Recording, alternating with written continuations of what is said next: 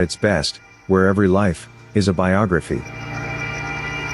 Sundays at 10 a.m. and exclusively on I-95.5 FM. And streamed live on the Eye on Dependency Facebook page and YouTube channel.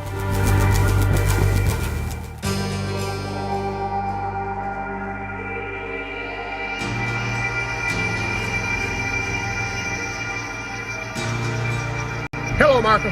So as y'all can see, I am sitting in my truck right now, okay?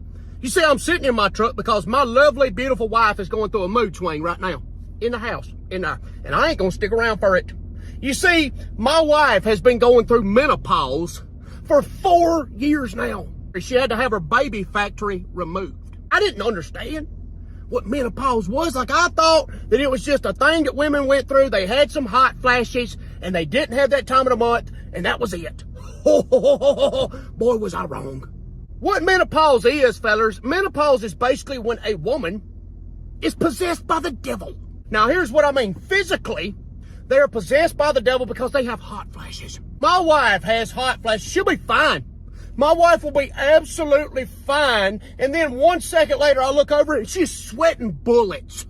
Her face is flushed, and I cannot get to within 10 feet of her at that time, okay? She don't want to be touched. She don't want to be looked at because it would just make her even hotter. There's been times where she's been going through hot flashes, and I will go to walk into the same room as her, and she's like, "Get away from me! I'm having a hot flash." That's when I just walk outside because I'm scared for my safety, okay? And then there's nights in the bed. You know, used to, man, we'd cuddle. Because I'm a cuddling fella. I'd love to get up on her at night and that big butt, and I'd just hold on to her in the bed. Not no more. I've tried. Believe me. She'd be in the bed, she'd be sleeping, and I go up and I try to scoot up against her, and I put my arm over and get off of me. I'm sweating, I'm hot, I can't take it. So now, we just have our own sides of the bed.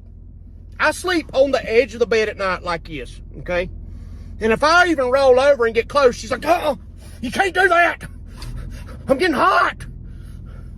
And let me just tell you, fellas, the mood swings. Y'all thought that your woman at that time of the month had mood swings? Oh no. I'm talking Jekyll and Hyde, all right? They make medicine for it, and that helps. But dear Lord, baby Jesus, every morning when my wife wakes up, I look into her eyes. I look into her eyes to see, do I see Satan in them eyes this morning, or do I see an angel? And if I see Satan, I immediately go outside.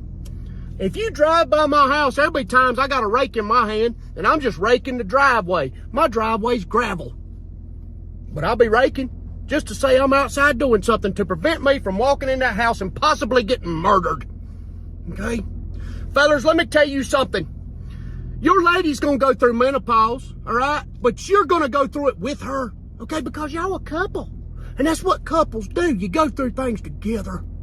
Word of advice, if your wife has a hot flash, just go get you a fan, a box fan, get you a piece of paper or something, and just walk up to her and hold that fan and blow on her. She'll love you forever, okay? During menopause, women are emotionally fragile, okay? So do things to let them know that you love them and you care. You know, tell them, "Baby, I love you. Baby, you are beautiful." You know, show some affection. Kiss them. Hug them. But don't hug them too long. Because if you do, they're like, "Get off of me. I'm hot." But, you know, show them that you love them, because up there emotionally, in here emotionally, oh my goodness, they fighting a battle, right? And they don't need you being a jerk to make it worse. You see, they call it menopause for a reason, okay? Because if a woman is going through that and her husband knows this, then he will pause before he says anything stupid. That's why it is called menopause. I've been out here in the truck for 2 hours now. I think she should be done cooled down, and hopefully the mood swing will be done took off and gone. God bless y'all. I love you.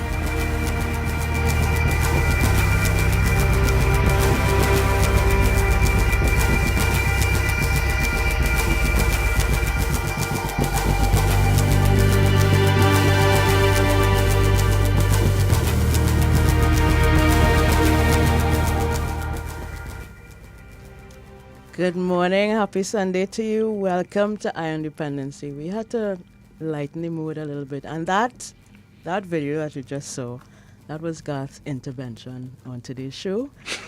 A very humorous take on the male perspective on menopause, and I'm sure he could relate to some of the things that that guy said. Right, Garth? Good morning, Trinidad and Tobago. Good morning. Good morning, Natasha. I am always moved to tears every time I listen to this man. Morning, Nicola and Vaughnette Bigford. Morning, ladies. Morning. Good morning. Morning. And thank you all very much for joining us. I catch myself here. That brother laid it out nice. Mm-hmm. So this is a discussion that we're going to have today with you folks, because it's something that our parents never spoke to us about. Nobody ever spoke to me about this apart from Darian Marcel one Sunday when we had him on here, and he told me, God, prepare yourself for menopause. He said, because you will go to sleep with one person and wake up with the next person the next day. Darian Marcel did warn me about that. Turns out he was right. And it's unfortunate that in households, my mother never had this discussion with us. So men we just take it that, that is all your thing, just like the monthly thing, and you all will get over it. Mm-hmm. So it's really important. One thing I will cite, though, as well, is that there were not a domestic violence situations because of this.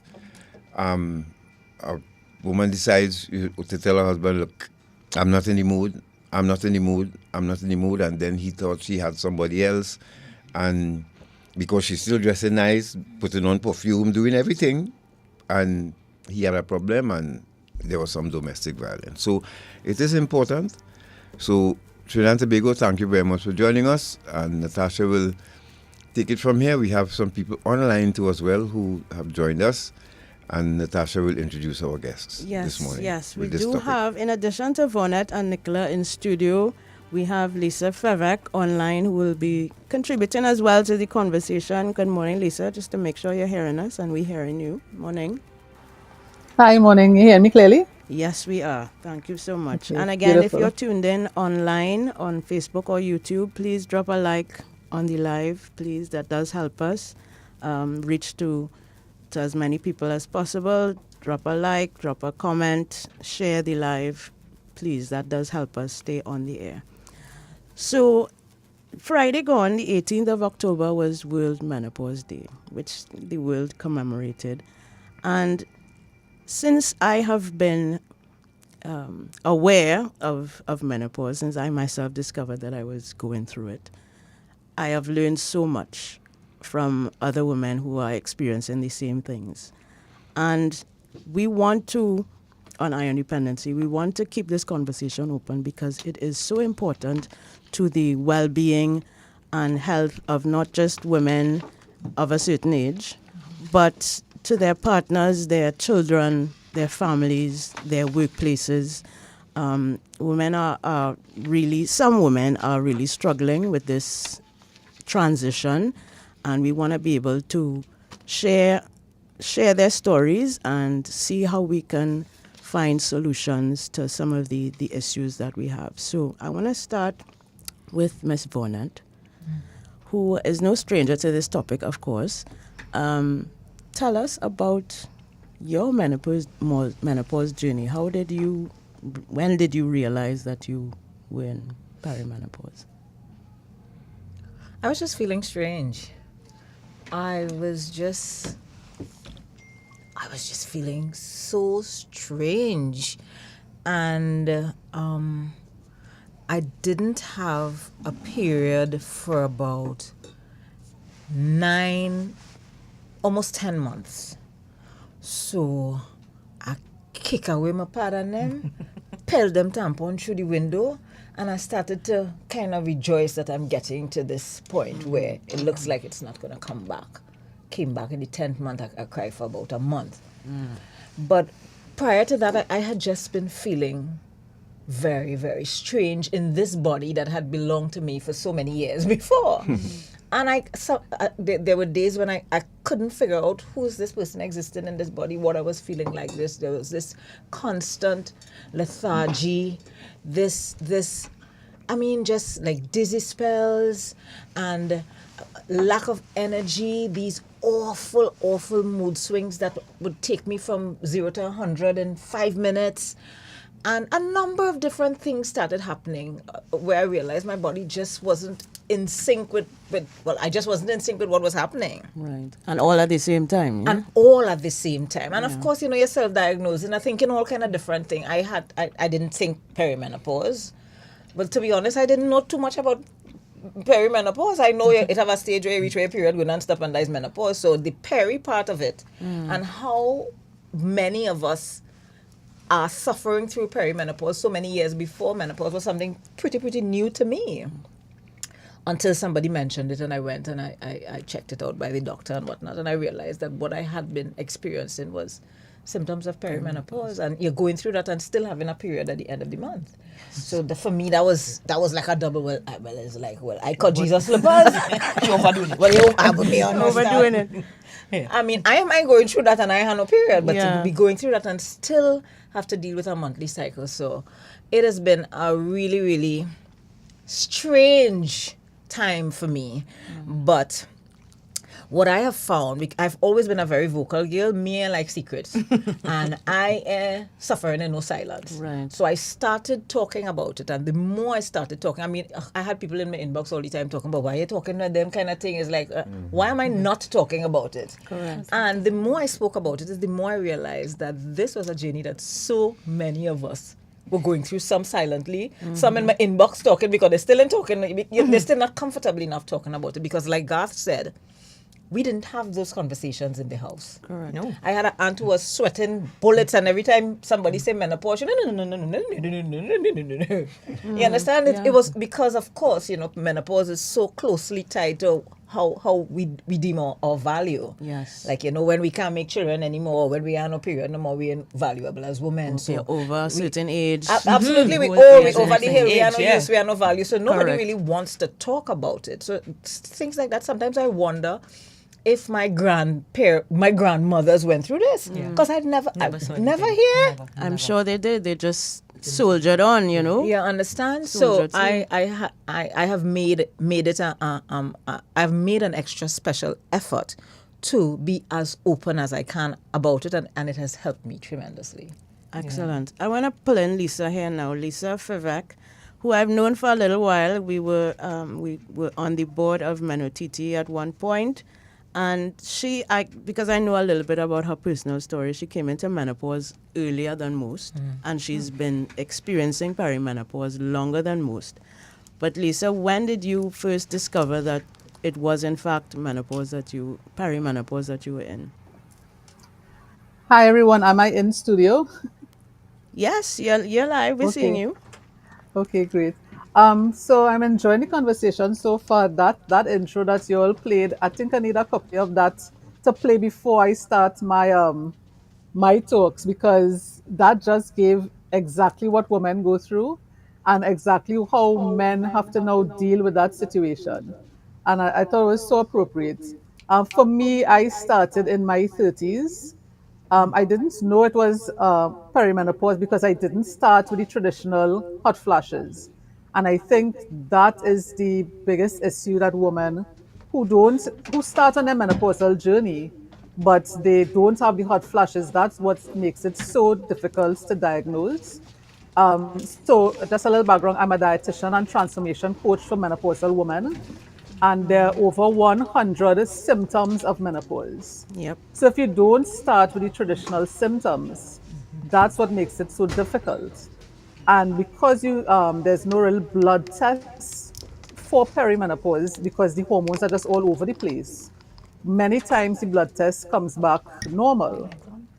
So that happened to me, and then I got prescriptions for each of the symptoms I was going through, which were bizarre symptoms like toothache, hair loss, frequent urination, and then it led into the anxiety, the depression, and heart palpitations. And the heart palpitations is what really scared me, because I'm like, okay, I feel like I'm gonna die. Like that's the thought I have. I'm feeling like I'm gonna die. I'm feeling like I'm losing my mind. am I at early stages for dementia? What's going on? And because I didn't have those answers, I felt alone and really scared because who do I turn to? The doctor said I'm okay. Everything is coming back normal. So where do I turn to next? So that is how I started my journey. And you have been in perimenopause for 14 years, though, Lisa. What is how is that? I mean, I know this is unusual, but how have you been coping through that?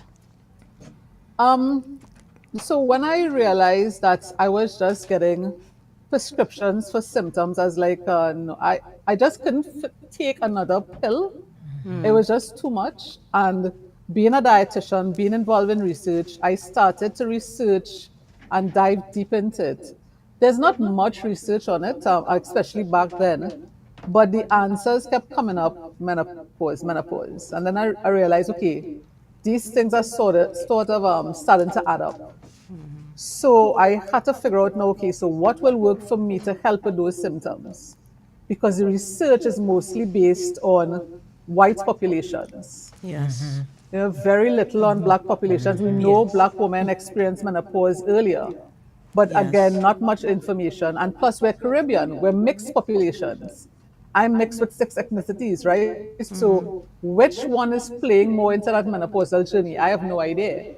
So I really had to sort of go back to the basics and develop programs that I had to sort of test out on myself. So now that I'm in postmenopause, now I'm getting the hot flashes, which is Oh, wow. so weird. They think perimenopause is where you get most of the symptoms. No, it could occur at any time, whenever your body feel like it. But I had to sort of figure out what works for me. And then I started introducing it to my clients and it works for them. So that's how I've been able to cope. And just the community having these kind of discussions so that I know I'm not alone, that has helped a lot. Absolutely. Well, I mean, yes, perimenopause. Once you find out that that you're in it, it is really you turn into a scientist, basically a researcher, because you are, from pillar to post trying to find out, what is not just what is happening to me, but what is gonna work best for me. So, Nicola, tell us about your perimenopause journey. How did you know that? If you're just joining us, you're listening to Dependency, and I hope you understand the discussion this morning and why, so that we will know what our women folk are going through and how to treat with it. In studio, we have Ms. Vaughnette Bigford and Nicola Young, no strangers to this program or this radio station. And then we have Lisa Feveck. Later on, we'll be joined from Barbados by Carol King. Yes. Carol King. Carol King. Famous Carol TikTok herself. Auntie Carol. Nicola? So, good morning, everyone. Nice. Yes. Good morning, everyone, again. Tasha, to tell you the honest truth, for me, well, like most of us, nobody spoke about it. You didn't know it was happening. And I keep saying, I want to cough my mother. She did not have not one symptom. Yes. Not one. So, of course, there was... Why is this happening to me? To me, yes. But I think the first thing I could remember, I was in between the day working. I had just finished my morning sessions, and I was laying on the couch watching TV. The air condition was on, and rain started to fall. So I was feeling a little colder. So I pull a little through, and I'm lying down. And then all of a sudden, this heat. I swear, picture, this is what I very, very vividly. You are baking, and you open the oven. That first heat, that first Blast of heat, yeah. And I said, next thing, the words don't come from me. Boy, that first blast of heat hit me. I threw off the cover. I was like, what is this? So I started to feel warm now. I'm getting one now, as we speak. And that was the first symptom. And then I realized that you're trying to have a conversation and words are escaping me. I'm like, I could talk. So how I can't remember what I want to say. mood swings. I would have crazy mood swings to the point that sometimes clients are coming to me. I know I have a class that's going to start at 5:30. At 5:25, the doorbell rings and I vex. Yeah, no. I don't want to laugh now. No. Well, listen, well, now they will know. They will know. I said, come in here so early for. Yeah. And I look at the time, but Nikki, it's time for them to come to class. Yeah. And then I would go outside with, we just do with the we music. know how to do it. Right, so I go outside, put on the music, and I then class it. And as I finish and everybody leave, and I go inside and I close that door. Right there in my front door, sit down on the ground, tears. I crying like if my mother did. That from your stomach, crying. So I just within an hour went from angry to happy to sad. Yeah. So the mood swings was a crazy one. But things were just happening and you don't know what it is. I decided to go to my gynecologist. And when I went to him, and I think it was probably time to just do a regular checkup. And I'm explaining to him. I said, Doc, this is what is happening. And I called and I said, I find that I had to use my glasses more. And my gums hurting. And if you touch me, my skin hurting me. And the mood swings. And he say, but you're an overachiever. How you? All of that. All of that. I said, and at once. It's just too much. Yeah. Anyway, came home trying to explain to my mother, Mommy, Dr. Richard said da. And she's in the boutique. I think that was the mistake I made. I went to talk to her in a happy place. Yes. So she's not hearing me. Yeah, In that store, she's a different person. So she's there talking about this piece of clothing and that. And I stormed off. And I went over home and I'm crying now because I'm trying to get some kind of help. And, there's nothing, but you did not know. And none of and I had a couple of friends that are older than I am.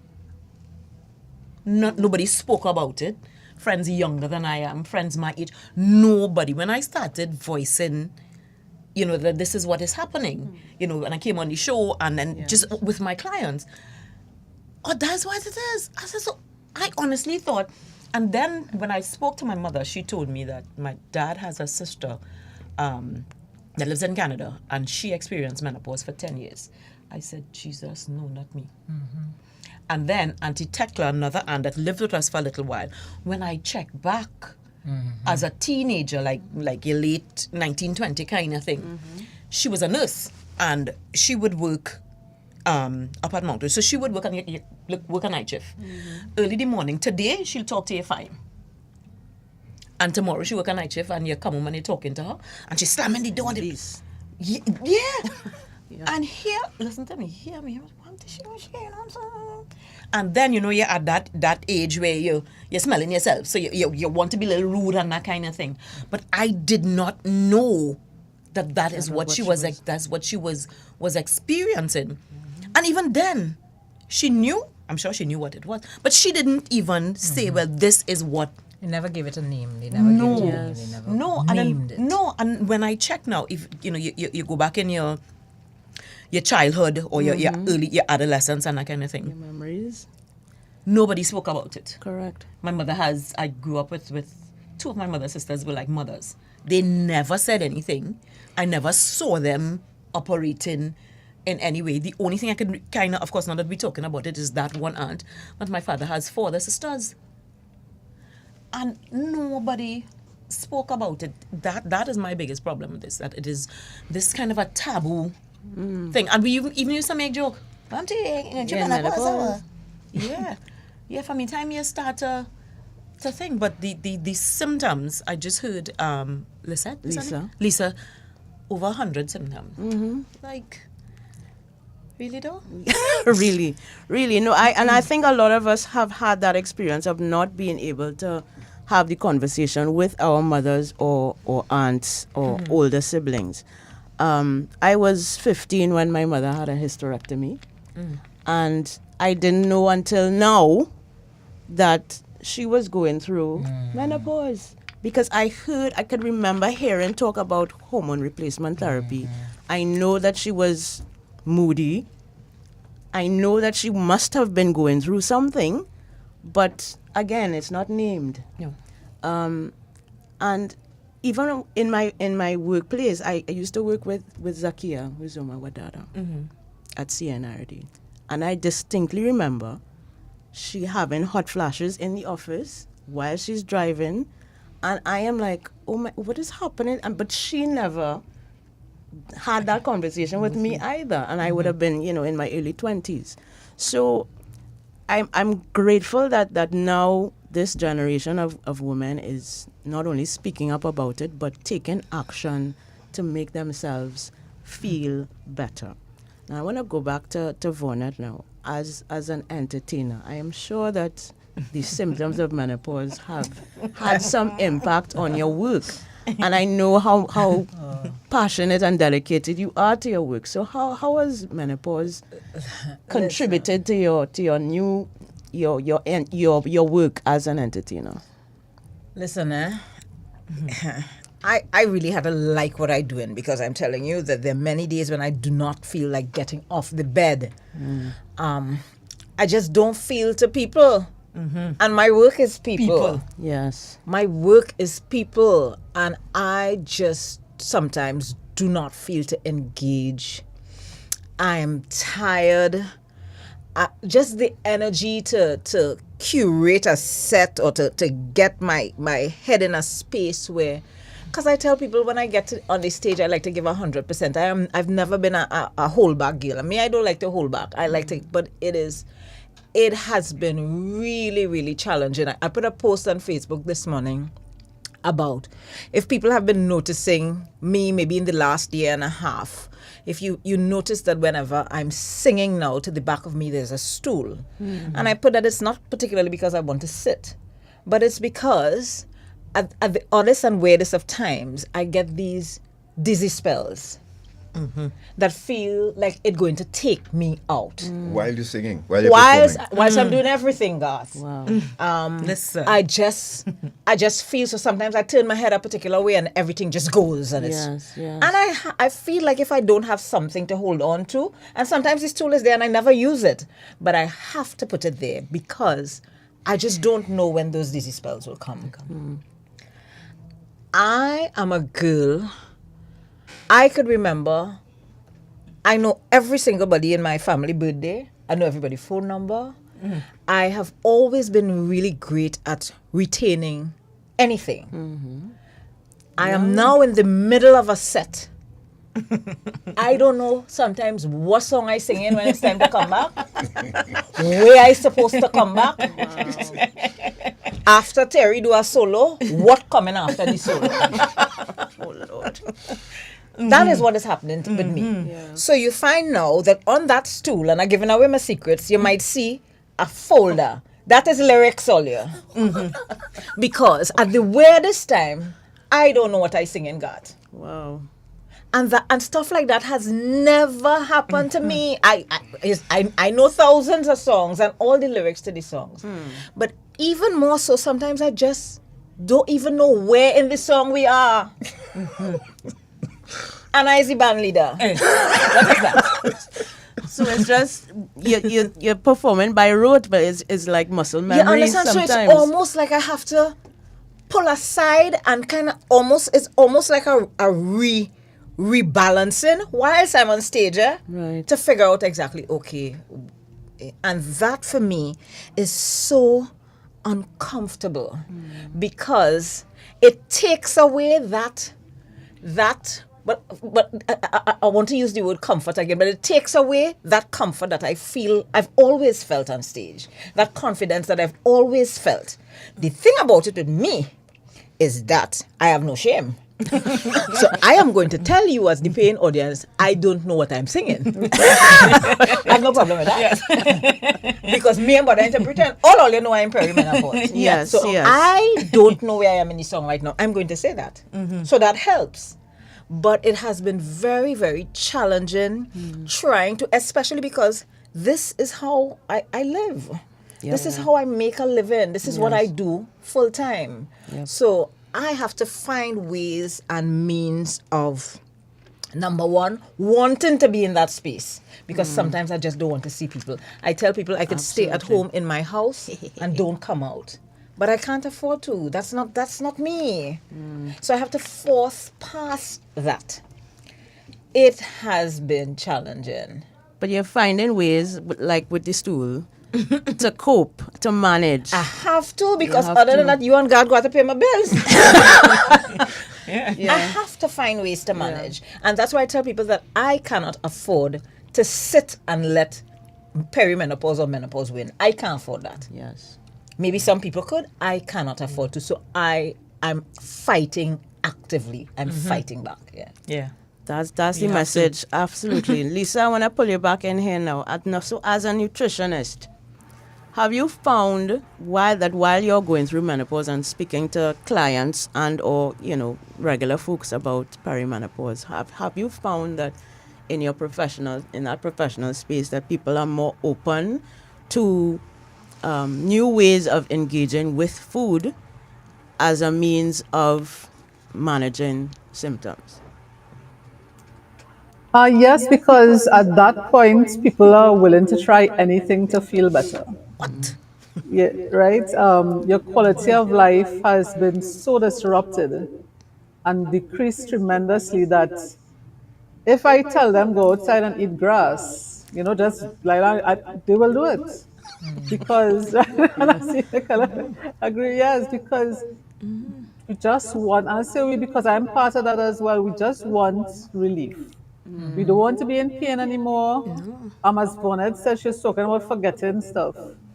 I have a lot of corporate clients where, who have to lead teams in line for promotions and again passed over now because they can't perform at 100%. Yes. And their bosses are realizing that the woman may or may not know they're in menopause. So they're thinking, okay, maybe it's some kind of dementia setting in, or maybe I just not cut out for this anymore, the old age setting in. And, it's really sad to see so many women in charge and leading the way, and then they just feel like, okay, I can't do this anymore, I have to leave the job. And many workplaces, because again, we don't have this conversation, they don't know how to support women in menopause. So I'm really happy that we're having the conversations. But when it comes to the diet, I don't really have an issue with women not wanting to try new things. It will be challenging at the beginning because every change is challenging. But at least for me, the way I work, I try not to add as stress to the woman. So anything I introduce, and it's not just food, my programs involve physical activity and most importantly, the mindset part. Because as Vaughnette was saying, she's not going to let it take her life over.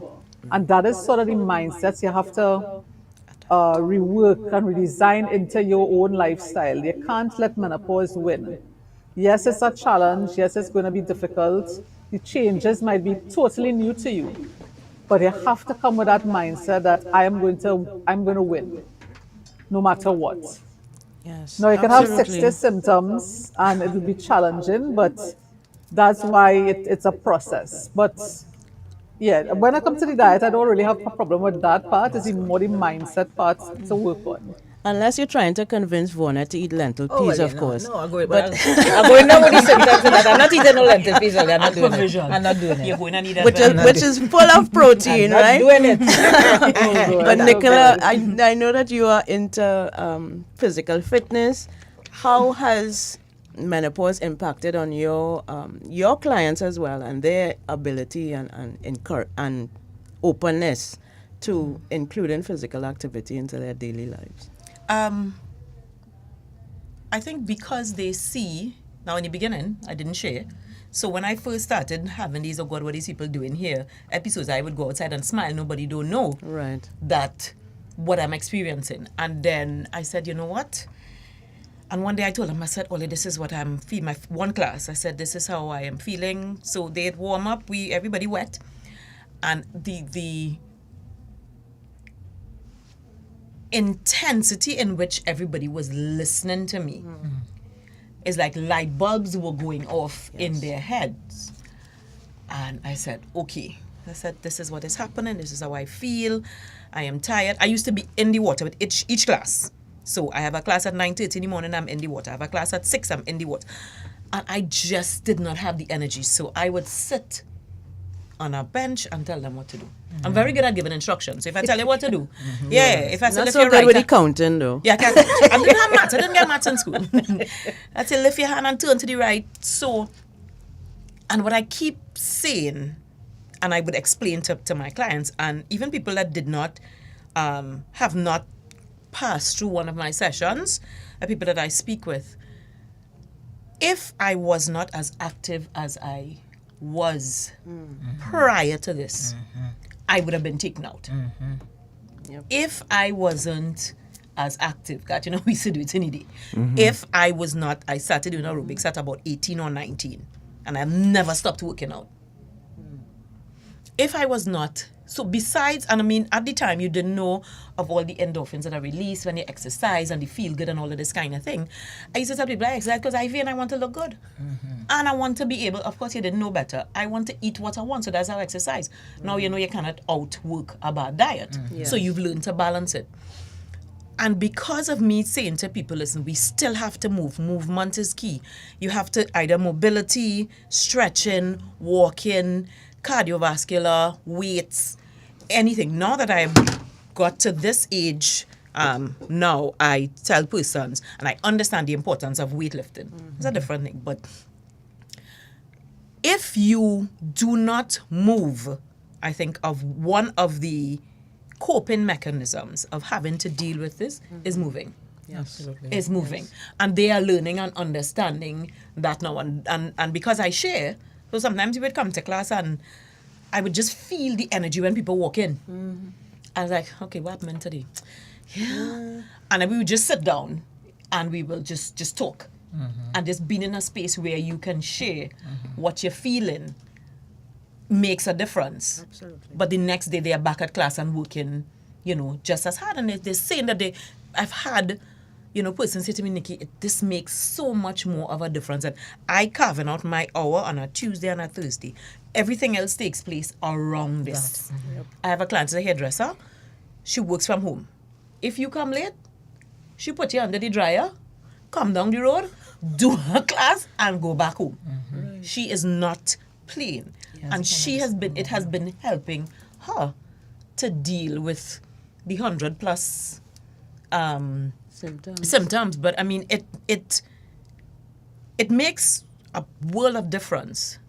But like Vaughnette said, it is extremely hard.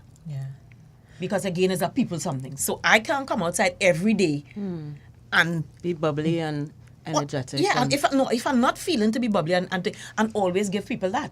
Correct. I have to push that down inside of here. Reset. Because at the end of the day, people didn't come to hear that I having a vertigo spell. I driving on with my head spinning just now. I having another one, God. 2 weeks now. Friday gone. 2 weeks. The first time I had it was in 2020. I'm having a second long one. This is another long one. And my head is, and you don't know where the spinning is coming from, but I can't tell my clients that. I just have to be careful. I have to go to a pool in a Rima. So on my drive, I usually drive in the right lane, fast lane, up the road. I have to drive in the left lane now, just in case I have to pull over. Last week, Wednesday, I had to pull over outside St. Augustine Girls, gather myself, because the head was spinning, and then continue on my way. I got to my client late, but I explained to him. Wow. If you're just joining us, you're listening to Dependency. I have questions. Well, that vertigo is the worst feeling ever. I really... That is dead. Right, so when That is dead. When we take a break, we come back, we're going to speak about that. Plus, there are women in protective services. All arms. Yes. Are there discussions in the different arms of the protective service about this? How do police women, soldiers, prison officers, fire officers, how do they cope going through this, and at what age does this start?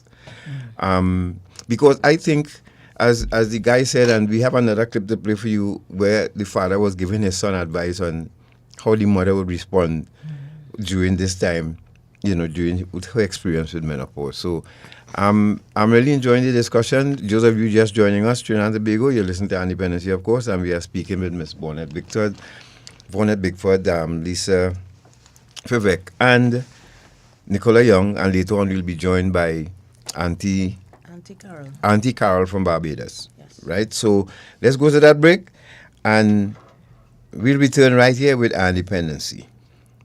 Hold on to your chairs. Slavery, a terrible time in our history. The kidnapping, buying and selling of people for profit, the exploitation of another human being. It still exists today. It has a new name: human trafficking.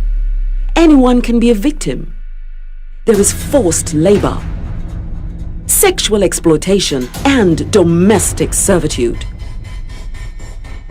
Human trafficking is a worldwide problem and an emerging concern for us here in Trinidad and Tobago.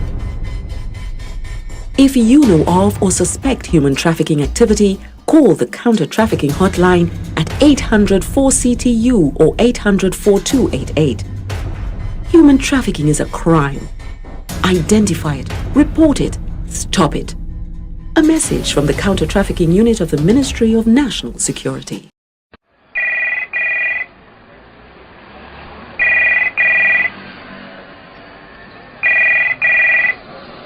Hello.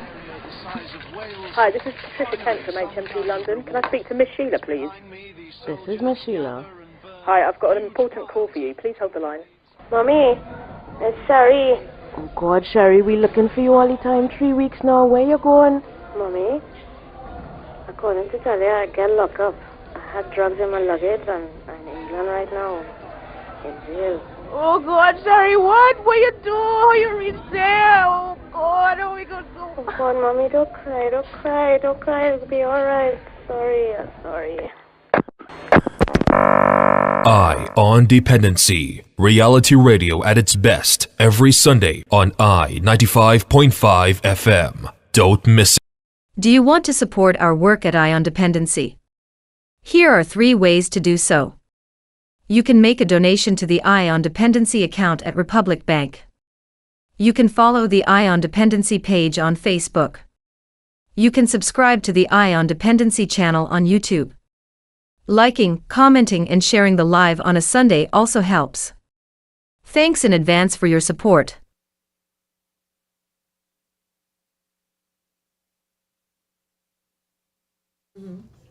Thank you very much for staying with us. We are discussing menopause on the 2 days after World Menopause Day, and we have in studio Vaughnette Bigford and Nicola Young. Online we have Lisa Feveck, and Garth has another video he wants to share with you. Another male perspective. Before we do that, though, yes. Sorry, Natasha, I beg your pardon. Somebody in Rena just posted here. You may not believe this. I went through menopause for a little over 20 years. No. Yes. It was 20 years of extreme discomfort and embarrassment. Yes. 20 years. My mother is 70 and still sweating. You listen to Dependency in this room, and people, so God, now Nicola and Vaughnette kind of resemble, right? So Vaughnette is the one on the left, and Nicola is the one on the right on the screen, right? So because they look alike, they dress alike, they're like sisters. So yes, but before we go to that video, God, for those who don't know what menopause is, I just want to share a little piece from this book I recently got, Making Menopause Matter by Diane Danzebrink. Literally, the word menopause means the end of monthly periods. Medically, it's defined as 12 consecutive months without a period.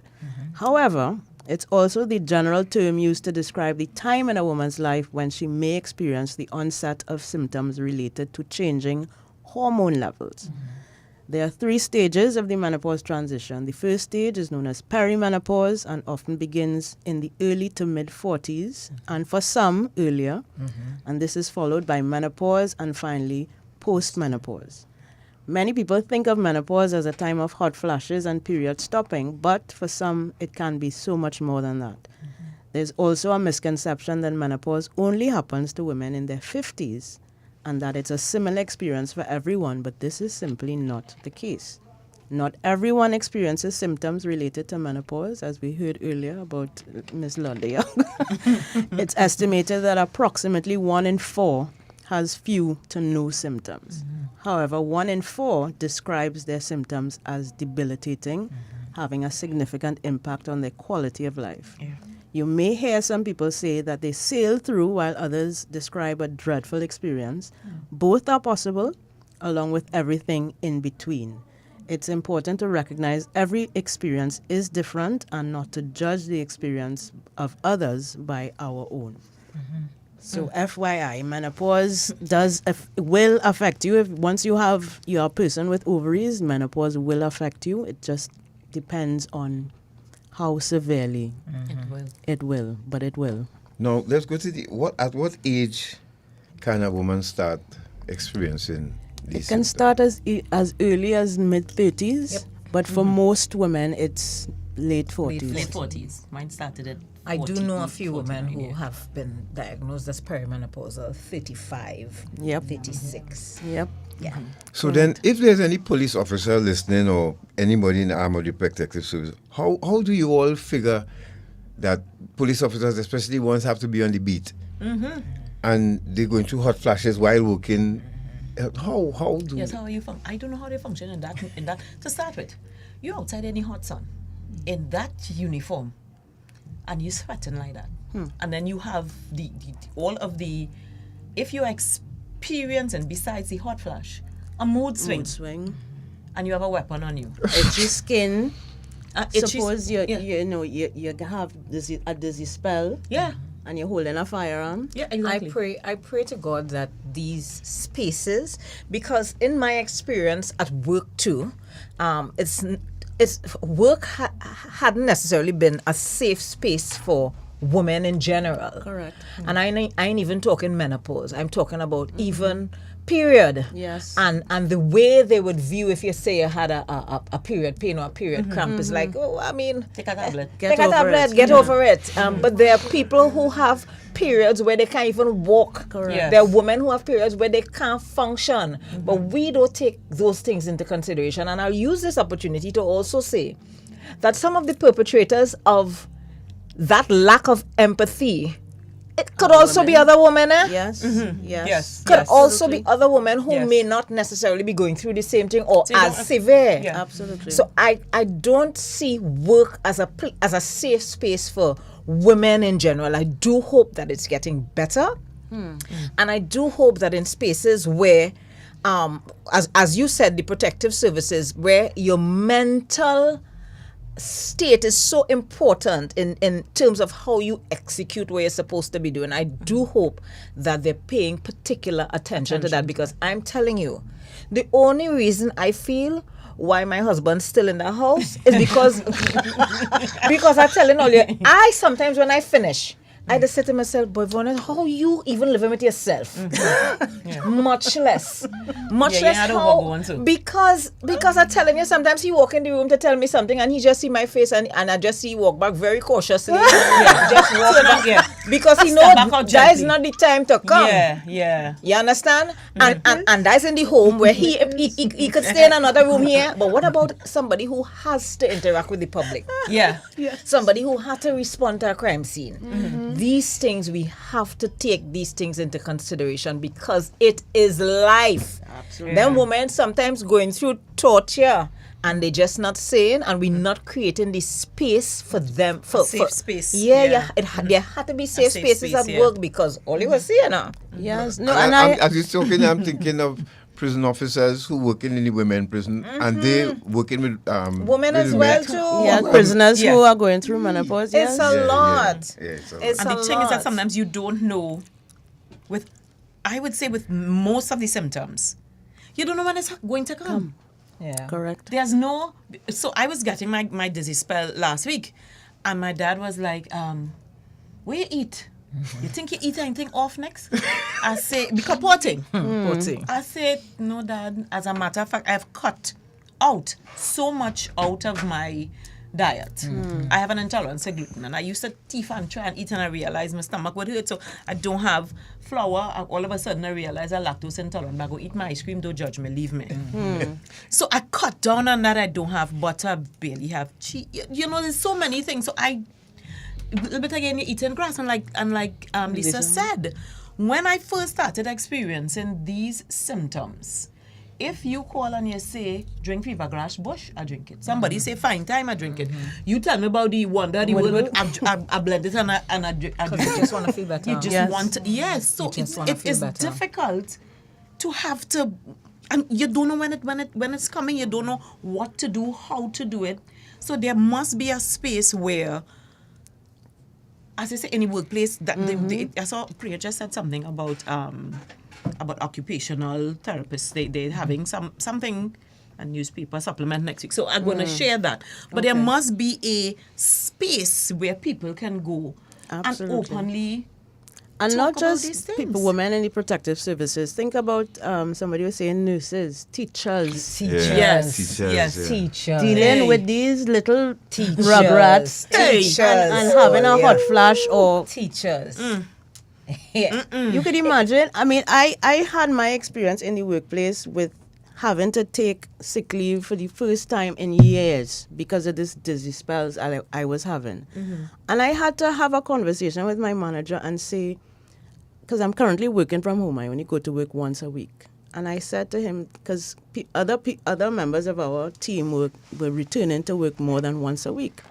I had to say to him, I would like to keep my 1 day a week, please. Because I am not in a position, a frame of mind. I have severe anxiety while driving. I am not leaving Digger Martin to go to Cuba every day just because you want to see me in the office. I'm not doing it.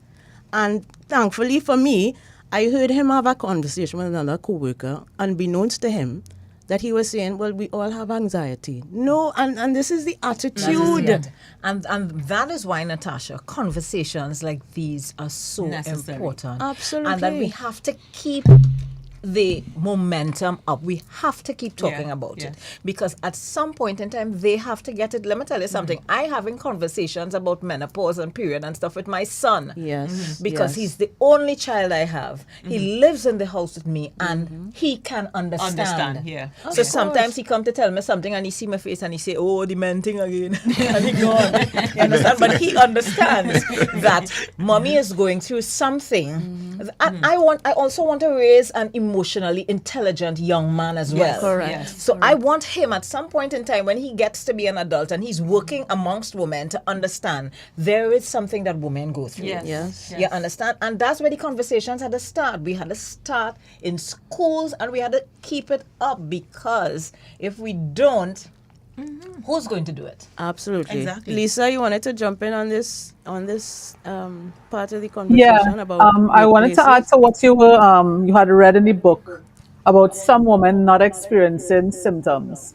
I think that part needs to change, because when those people are writing, they're coming from a place of it's just 40 plus symptoms, and if you do research, you'll still see that it's 30 symptoms or 40 symptoms of menopause. We need to change that conversation. What I tell people is that your mother may not have known she was in menopause. Because if a toothache, an earache, blurry vision, a diarrhea, constipation, all of that you'll experience in menopause. But we brush those things off. Maybe we eat something bad, or if everything is gas. Every morning is that exactly. Or shoulder hurt. Maybe we sleep bad and we sleep on his shoulder. That's why it's hurting. Or these random bruises that women get. We don't know where we bounce off it, but we have all of these things fall under menopause. And as I tell my clients, just start from the top of your head and work your way down. Anything and everything that could go wrong with that body part could happen in menopause.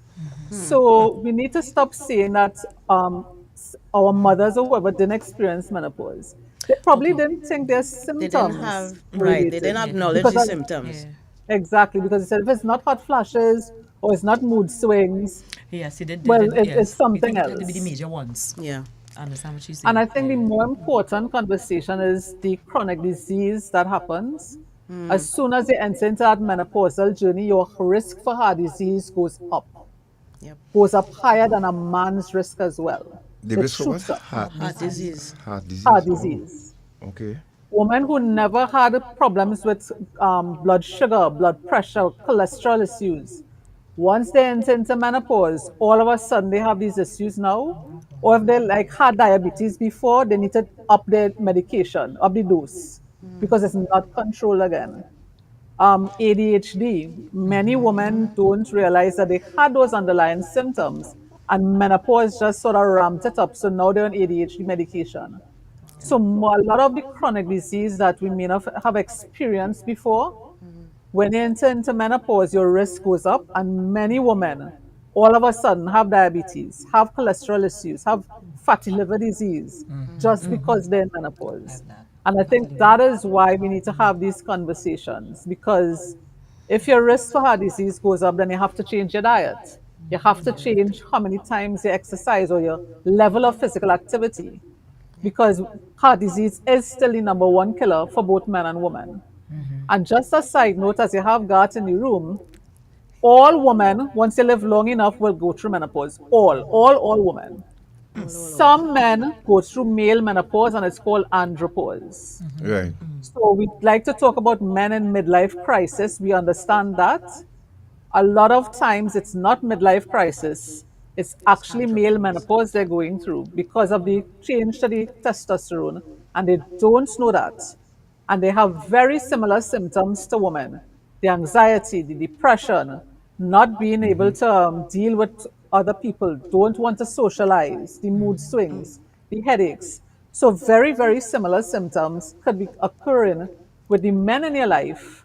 And you're thinking, oh, maybe it's just because they're old and they, that phase. No. They're You losing need their to also help testosterone. them, check for testosterone issues as well. Well, I know about the hot flashes. I know about that one because sometime in the evening we sitting and I don't go and bring on the fan and it's that one in the evening outside. One directly on you. Yeah. And you don't want it oscillate. No. Direct, that's right. Yes. It's just straight, don't oscillate. Up to yesterday we did because it happens, you know. So I understand. And I'm thinking that, but we were groomed to push through things and not complain about anything. And maybe I would have, but all I know about the heat. I only pray and ask God to bless the Antec so that we don't have any power outage in the night. So that I just keep it all there condition. That's fine. I will die. Because he will die. Natasha will call early and say, God, I wake up this morning because current went and we have to sleep in all their condition. I am telling you that. I can't deal with it. But so folks, if you're just joining us, somebody asked me to let me give a little smile here. Somebody asked me to the video we played at the top is My Wife Possessed. So somebody asked to play that. We'll play it again. So from Brooklyn, somebody asked, are those two ladies related to you, God? All three of you have bald heads. And I hope you all use sunscreen on your head. Yes, I have. Okay, Anne-Marie, thank you from Brooklyn. All right, so Shoban, let's go back to video A first because that people didn't see it. So this one is called Is My Wife Possessed? Because this man is asking, what's going on with him and his wife. And then you could go straight to the next one, video B, which is just about under 2 minutes. Yeah, when she starts menopause. So let's go back to video A, short man, for those of you just joining us. I think we've been joined by Auntie Carol too. We have? Yes, I think and Tamika getting a hot flash here right now. So let's go to the video. Let's go short man. Come on.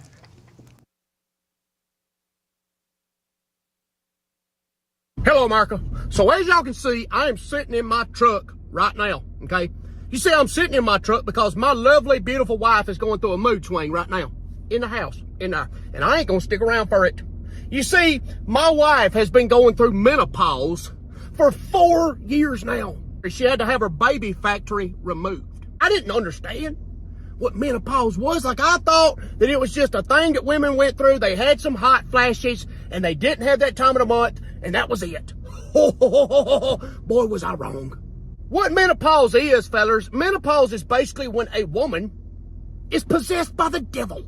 Now, here's what I mean. Physically, They are possessed by the devil because they have hot flashes. My wife has hot flashes. She'll be fine. My wife will be absolutely fine. And then 1 second later, I look over and she's sweating bullets. Her face is flush, and I cannot get to within 10 feet of her at that time, okay? She don't want to be touched. She don't want to be looked at because it would just make her even hotter. There's been times where she's been going through hot flashes, and I will go to walk into the same room as her, and she's like, get away from me! I'm having a hot flash. That's when I just walk outside because I'm scared for my safety, okay? And then there's nights in the bed. You know, used to, man, we'd cuddle. Because I'm a cuddling fella. I'd love to get up on her at night in that big butt and I'd just hold on to her in the bed. Not no more. I've tried. Believe me. She'd be in the bed, she'd be sleeping, and I go up and I try to scoot up against her and I put my arm over and get off of me. I'm sweating, I'm hot, I can't take it. So now, we just have our own sides of the bed. I sleep on the edge of the bed at night like this, okay? And if I even roll over and get close, she's like, you can't do that. I'm getting hot. And let me just tell you, fellas, the mood swings. Y'all thought that your woman at that time of the month had mood swings? Oh no. I'm talking Jekyll and Hyde, all right? They make medicine for it, and that helps. But dear Lord, baby Jesus, every morning when my wife wakes up, I look into her eyes. I look into her eyes to see, do I see Satan in them eyes this morning, or do I see an angel? And if I see Satan, I immediately go outside. If you drive by my house, there'll be times I got a rake in my hand, and I'm just raking the driveway. My driveway's gravel. But I'll be raking just to say I'm outside doing something to prevent me from walking in that house and possibly getting murdered. Okay? Fellas, let me tell you something. Your lady's gonna go through menopause, all right? But you're gonna go through it with her, okay? Because y'all a couple. And that's what couples do. You go through things together. Word of advice, if your wife has a hot flash, just go get you a fan, a box fan, get you a piece of paper or something, and just walk up to her and hold that fan and blow on her. She'll love you forever, okay? During menopause, women are emotionally fragile, okay? So do things to let them know that you love them and you care. You know, tell them, maybe I love you. Baby, you are beautiful. You know, show some affection. Kiss them. Hug them. But don't hug them too long. Because if you do, they're like, get off of me. I'm hot. But, you know, show them that you love them. Because up there emotionally, in here emotionally, oh my goodness, they fighting a battle, right? And they don't need you being a jerk to make it worse. You see, they call it menopause for a reason. Okay? Because if a woman is going through that and her husband knows this, then he will pause before he says anything stupid. That's why it is called menopause. I've been out here in the truck for 2 hours now. I think she should be done cooled down, and hopefully the mood swing will be done took off and gone. God bless y'all. And I love my wife. She started menopause about 1.5 years ago, so... There are nights I lie in bed and dream about the good old days of PMS, trust me.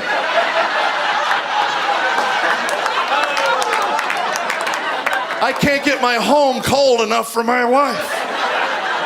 She's always on the phone with the air conditioning guy. It's broken again. I'm going, it's not broken. There's not enough Freon in the world for this woman. If there's a hole in the ozone, it is over the roof of my home, trust me. That's 48 degrees in my house. I'm hanging meat off my curtain rods. It's still not cold enough for her. And she wakes me up in the middle of the night to feel her night sweats. Is that necessary?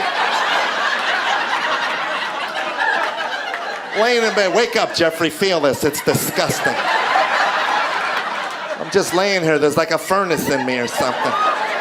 Boy, you're sure lucky you don't have to go through this. Well, you know I wouldn't if you'd quit waking me up.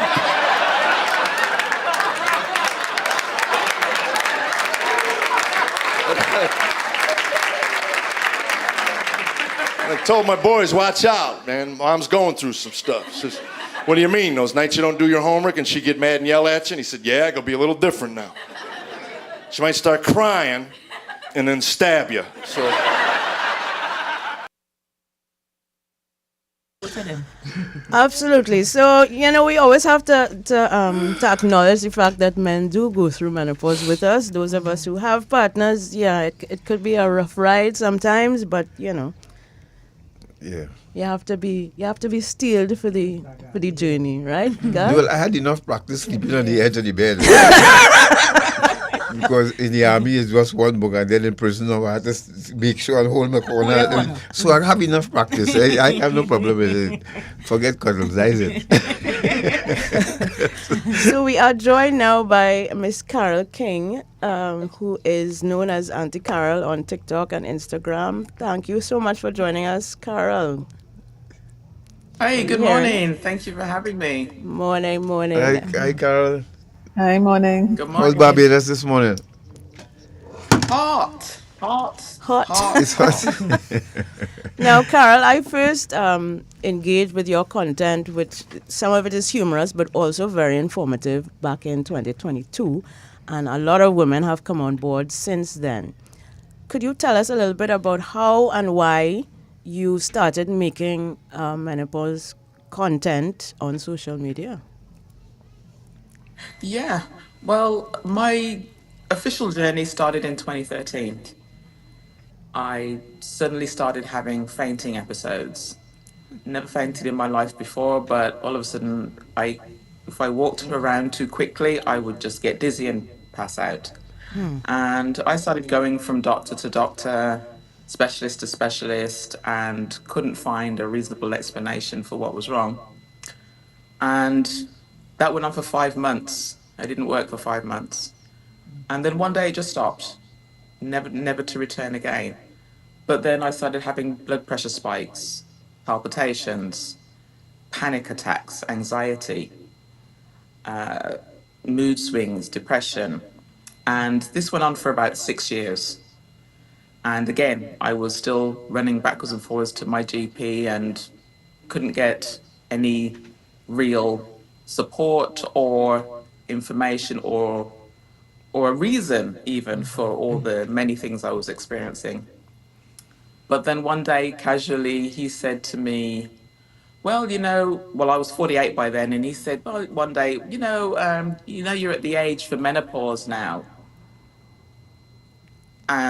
But that was it. There was no information with that, no support with that, nothing with that. It was just, you could be reaching menopause now. But to be fair, that was really helpful to me because I'm somebody that has to know why. I hate to not know why something is happening. So now he'd given me something to actually think about. Could that be the reason? So then I thought, well, I don't know nothing about menopause. As far as I know, you have hot flashes for a bit and then you go back to normal. That was the sum total of my knowledge. So I started to research as much as I could over the next year or so or two, learning any and everything that I could. But the symptoms were getting worse and it was beginning to really sort of get on top of me. And one of the things that I've always done throughout my life is journaling. And I felt like I needed to say some of the things that I was feeling out loud, just get it out of my own head, as it were. So I started a blog and I started writing. It wasn't for anyone. It was literally just as a sort of therapy for myself.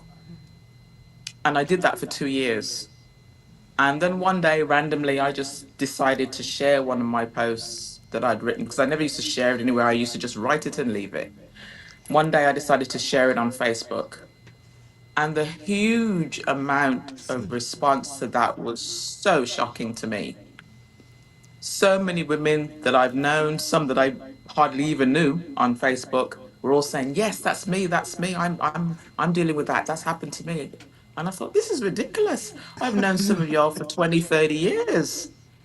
How could you have been going through all of that and never said anything? How could we've never talked about this? And that's really what made me think, well, we need to talk about this. And I'm someone that likes to talk. I'm a real talker. So I said, we need to talk about this. So then I started to share my blog more widely.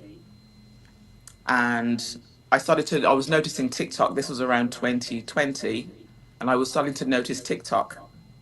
And I started to realize that there's a lot of variety there. I thought it was just, kids most of the time. But I started to realize there was a lot of variety on TikTok, and I decided to join. And one day, randomly, I just posted a video on menopause. And that one random video from someone who had only posted 2 or 3 times before that video got around 31,000 views. So I decided to just continue because it was obvious to me that it was something that women were just waiting for someone to say. They wanted to talk about it, but they were like waiting for somebody to say it first. Mm-hmm. Well, let's go to that video, Carol. Could we go to the first? Sorry? Because Natasha introduced one of your videos that you did on TikTok. Sure. Yes, I pulled a couple of your videos that were discussing your HRT journey, and since HRT is the theme of this year's World Menopause Day, I wanted to have you speak to that. What is HRT? Well. Hormone replacement therapy. Okay. Also known as menopause therapy. Hormone therapy. Menopause hormone therapy. Yes, you're correct. So let's go to that video, Shortman. See, you can play them back to back. So she's talking about her HRT journey, part 1, and then a few weeks later in terms of what she was prescribed and how it was working for her. And then we'll talk after that. Welcome to the Situation Living Room. I'm Auntie Carol with today's breaking news. In today's news, I've started HRT. I have waited a very, very, very long time for this day. So on Monday, the 24th of July, I started my HRT journey. I've been prescribed estrogen and progesterone. The estrogen comes in a gel form and the progesterone comes in a tablet form, and they look like this.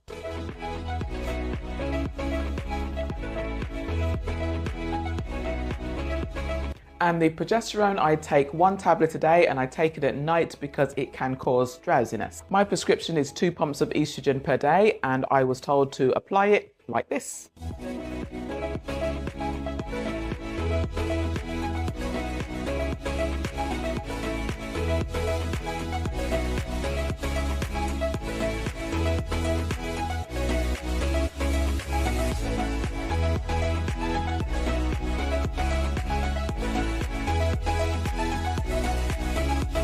So if you're seeing this video on the day that it was posted, I'm on day 5 of using HRT. And one thing that I've noticed already is a marked reduction in my hot flashes. So I've been using this a little less. Welcome to part 2 of my HRT journey. As of today, I am 2 weeks into my HRT journey. So here's what's been happening so far. On the first 3 to 4 days of being on HRT, I experienced quite a bit of nausea. So I tried to keep my diet as simple as possible and as clean as possible just to manage those few days. By the time I got to day 5, it started to ease off. By the time I got to day 7, I wasn't experiencing any nausea at all. Another thing that happened is that my hot flashes started to reduce. Over the last couple of months, my hot flashes have increased tremendously. So to have it drop down to just 1 or 2 a day after just a couple of days of being on HRT, to me, that's awesome. But to be honest with you, for me, the best thing that I've experienced so far is to have hours of the most peaceful sleep that I've had in years. I really don't have the words to describe how wonderful it is to wake up in the morning, look at the clock and realise that you've been soundly asleep for 6 whole hours. If you've ever struggled with insomnia, you will understand why I feel like this is the best thing ever. Instead of getting up in the morning feeling all groggy and miserable, I'm springing out of bed in the morning. Well, perhaps not springing, but getting up in the morning feeling refreshed, feeling energised, looking forward to the day. And that is the best thing ever.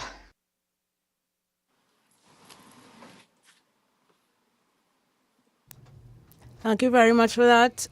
Carol, tell us about your HRT journey, because we know that HRT is a sensitive subject for a lot of women, and especially for us in the Caribbean, where there are not as many options available for women to explore in terms of different types and methods of HRT. How did you get to that point? Well, it all came through continuous research. You know, if I had to name a superpower that I have, for me, it's research. I'm very good at it, and I can literally spend years researching a topic if it's of interest to me. So when I first learned about HRT, again, I wanted to know as much as I could. So by the time I actually found a menopause specialist, I was ready to have HRT before I even got to her office because I was informed enough by then. But I understand that the time from me learning about HRT to actually getting on HRT was 5 years.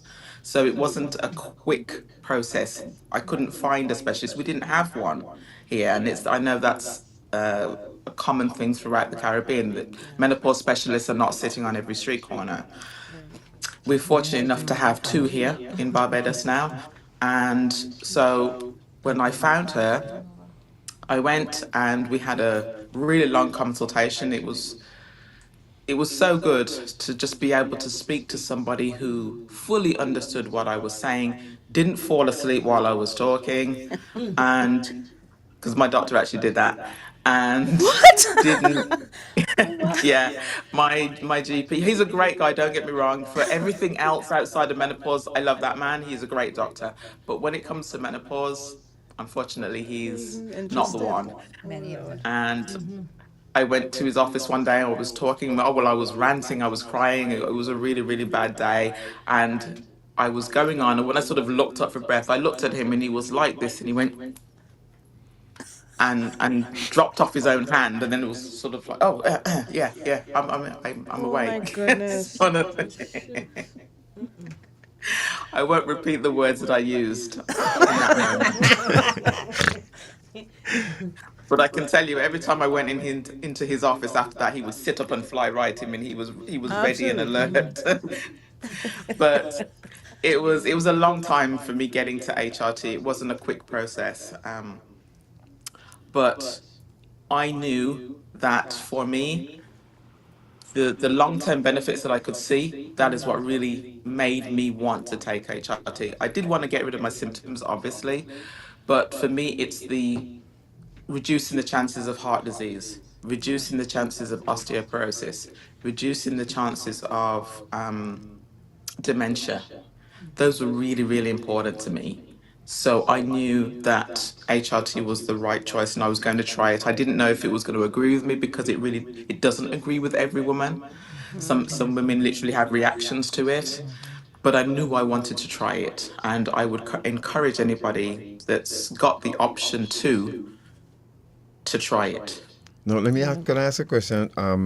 So you spoke about the topical stuff to use, but we have a dietitian here with us this morning. So how do you combine both of them?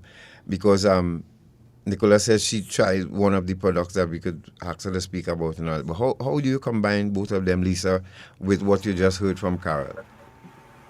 Meaning, how do you combine traditional medication, the HRT, with diet? Yes. Yeah? So it goes hand in hand. So HRT, there's a lot of misconception about HRT still coming out of a study that was done, and it basically said HRT causes breast cancer in women, and they decided, okay, let's just stop everything and stop prescribing it. We now know that the woman that they gave the HRT to was the wrong age. They were over 60. By that time, your body naturally has stopped having your menstrual cycles, and giving HRT is now forcing the body to do something it naturally has stopped doing. So when it comes to HRT, there are different types depending on your age, your underlying medical condition, if you have a risk for breast cancer, if you have risk for heart disease. So there are different types, there are different options. Unfortunately, in the Caribbean, as Auntie Carol said, and I'm a big fan, by the way, so lovely to meet a celebrity. I'm feeling real good this morning. But as Auntie Carol said, you have to find the type that works for you and for your body. But you have to also talk to a specialist that could give you that information. GPs aren't trained in menopause. There's no course in menopause. When you're becoming a doctor, you have to specialize in it. So that's one of another issue that we have to deal with. But when it comes to diet, it's like any other medication. The medication is supposed to help with the immediate symptoms, and then you change your diet and lifestyle for that to be long term. So it's a very happy marriage. Of course, as Auntie Carol was saying, when she first started, she started getting like nausea. So you have to change your diet. And this is where working with a doctor and a dietitian as a team to help you with that quality of life, it becomes so important. So not working well in Trinidad, anybody could wake up in the morning and call themselves nutritionists. You have to be qualified to be a dietitian. Dietitians are the only one qualified to work in the hospital. I'm not sure if we have any other menopause dietitians in the Caribbean besides myself.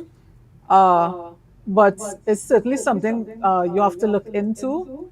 Not to trust anybody that says, well, Nicola was saying, try this, try that. Yes, it works for some things. But if you try something like black cohosh, which helps with hot flashes, black cohosh also interacts with medications and could put you in the hospital. So certain things, although they are natural, can react with medication. So you don't want to just try any and everything because it worked for a friend. You have to go back to your doctor, go to a pharmacist. A pharmacist is somebody has trained in those medications. Just have a conversation, go into any pharmacy and say, listen, I'm having menopause, but I'm on X medication. If I try black cohosh, is there any interaction? At least do that so that you could safeguard yourself. But when it comes to the diet part, diet doesn't really interfere with medication. It could only enhance it. But of course, work with somebody that's licensed and professional so that you don't end up in the hospital. Yep. If you're just joining us, you're listening to Dependency, and we are Dependency. Yes, we're on this morning. We're just having a different discussion today that we think it's to benefit everyone, families, household people. We think it was important to have this discussion, and I've learned a lot again this morning. We're going to go in studio with us. We have online. We have Auntie Carol from Barbados, Lisa Feveck, dietitian. And in studio, we have Miss Vaughnette Bigford and Nicola Young, all championing the cause here for you women this morning. How many of you women appreciate the conversation, and men too as well? Yes, but I saw a comment before I go to Nicola to talk about her HRT. I saw a comment on YouTube, God. I think you need to deal with this Daryl. Now my wife is going to label her grumpiness as menopause. Thanks, eh? Oh, so what are you saying, that the wife could fake it or something? I don't know. Wow. I don't know. But these things just bother me. Yeah, these things bother me. I saw something on Facebook yesterday that was really funny. It's something done by someone who I really love, and it was funny. She put up this post about faking a period cramp, faking a period cramp so that the husband could continue doing the housework. And it was funny. But it was funny to me for a bit because so often we've been accused of using these things that affect our bodies as excuses for many different things, so that even when it's funny, I'm almost hesitating to laugh because I feel that we're giving them another reason to say that we're faking. We're giving them another reason to say that it's funny, So, I mean, it is so important to me that men especially, I tell people that the guy I'm married to researches menopause more than me, until sometimes every minute is something coming from BBC and I say, oh God. Now generally I know that the research is to help me because he wants me to be at peace and balance, because he feels he had a benefit if I had peace and balance. You know that. That's how it is. Yes. You understand? I want you to be happy because when you're happy, I'm happy. Because you cannot come and touch me because I have a headache, leave me alone. You understand? So I know the research has some selfishness in it, but he researches on menopause more than me and tries to understand. And these comments from men, and it's not that I'm attacking you all men. I'm just saying all we need is for you to be a little more sensitive and to listen, because this is such an important conversation, and that is the comment you could come up with. Now I can label my wife's grumpiness as menopause. Maybe you don't know why your wife going through Daryl, because maybe she not comfortable enough telling you because of that comment you just make. Correct. You understand? We just want you all to listen. I mean, and some of the things are said in jest, but even when it's said in jest, sometimes I'm a little hesitant to laugh, because I know that we've been affected by these things being taken for granted for so many years. Yes, you know? indeed, Yes. indeed. I remember explaining in the earlies, talking about my symptoms, and I heard someone saying, I believe all of them think this be true. Because, and yes, it could be that's what women do. I know women will fake period and fake the symptoms to get out of work. Yes. And I was like, but if I am saying this is what I am going through, I'm not talking about what is generally happening. I am saying I feel like this, and this. Or not I feel, this is what is happening. And I feel I need some kind of guidance. And it was so hurtful to hear that. I was like, wow. I was from a female. Yeah. Yeah, you know, that the women is that is be cut faking deeper. it. It's cut It is deeper. hurt deeper. It is hurt. It is hurt. Because you expect a female to understand Of this. course, and I'm saying that empathize, of even if you do not go through the extent of what somebody else goes through, empathy, man. And the next thing, if I'm speaking to you, I know you don't like lentils. I detest it. Don't just say don't like, I detest it. You detest lentils. But you say to me, Nikki, you know, I was feeling to eat some. It is going to make me listen, because it's not something that you're accustomed. It's not something that you're accustomed to. So if as women we are saying, I have always been active and up and listen to me. I want to do a million things at once. So if I lie down, somebody should ask what is going why on are with you Nikki. lying down? Yeah. Yeah. If I am lying down, hiking, is sports, is gym, doing events, always doing something. So if someone says, if your wife says, you must know how your wife is normally function. Correct. Yeah. But tell us quickly about your HRT journey. How did you discover that this was an option for you? My gynae. Your gynecologist. Yeah. When I went, when he told me I was an overachiever, right. He too said to me that, you know, the consensus is that, you know, it gives you cancer and da da da. And he explained it in detail to me that when you looked at the research, if 1 in 10 women got cancer, they say it's because of the HRT, but she may have had some sort of some kind of underlying condition, genetic or something. Yes, or something like that. And I have been using the both pills that he prescribed. However, for a couple of months, just during COVID, so like in the end of 2020 into early 2021, you know, we had a challenge with getting stuff here in Trinidad because it was out at sea and that kind of thing. And during that period, when shipments weren't coming in, it was like goal to find it. And I think that was the worst. When I think back, that was the worst time of my 5-year journey. Right. Not having it. Yes, not being able to and that's the only, and it's not even prescribed because you get it over the counter. But I thank God I don't take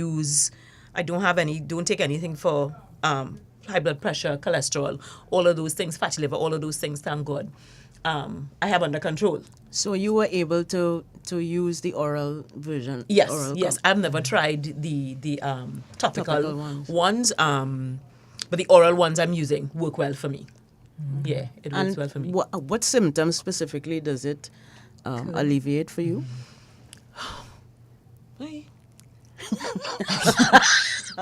Or it's just an overall feeling of well-being, or yeah, because anastasis.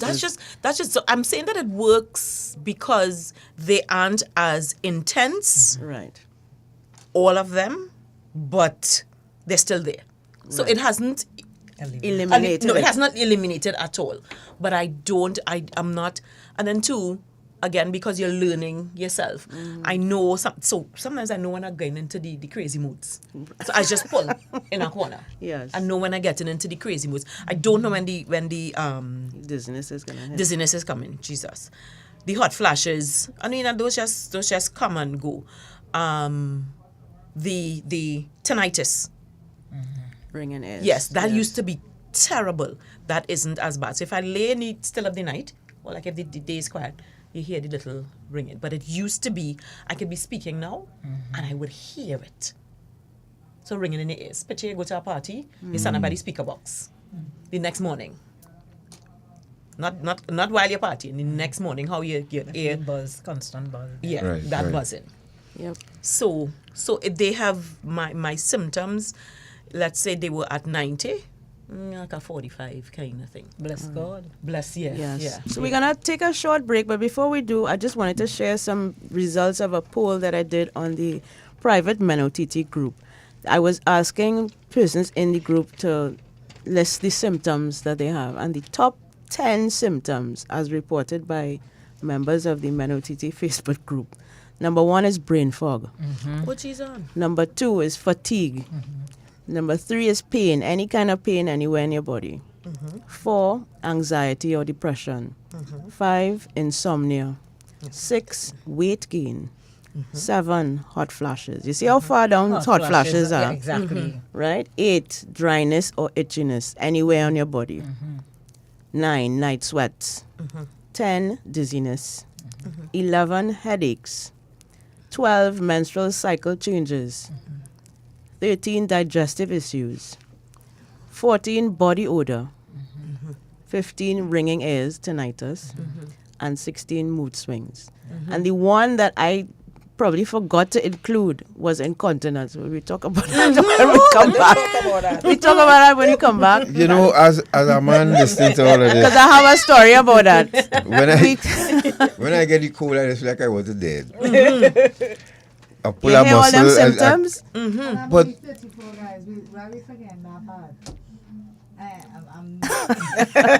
you know, I mean, yeah. you know, listening to you all this morning again, my mind is spread across Trinidad and Tobago and the cross section of professions that women hold down for us. And you all have to push through all of this and show up and deliver. Yep.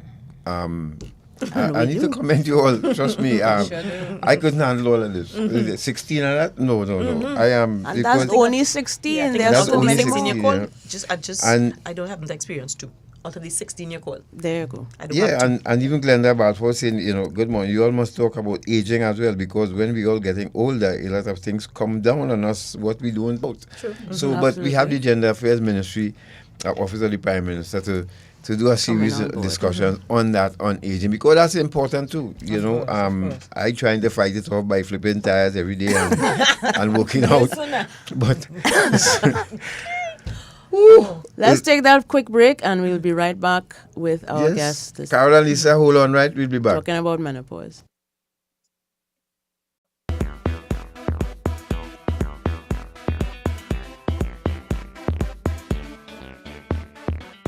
Ah boy. Feel I'm gonna buy myself a senorita tonight. Nah. You know you might be promoting slavery. Slavery? What you talking about? Hey, modern day slavery or human trafficking is just what some of these people just do. You know some of these women were tricked to come here? Some are held against their will, abused, and even beaten.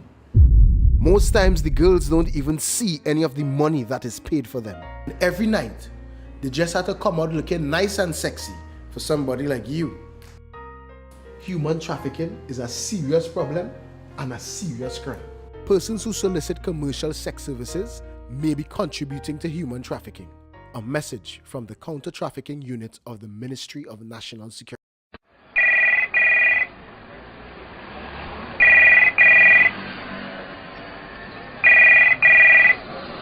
Hello. Hi, this is Patricia Kent from HMP London. Can I speak to Miss Sheila, please? This is Miss Sheila. Hi, I've got an important call for you. Please hold the line. Mommy, it's Sherry. Oh, God, Sherry, we looking for you all the time. 3 weeks now. Where you going? Mommy, I'm calling to tell you I get locked up. I had drugs in my luggage and I'm in England right now. In jail.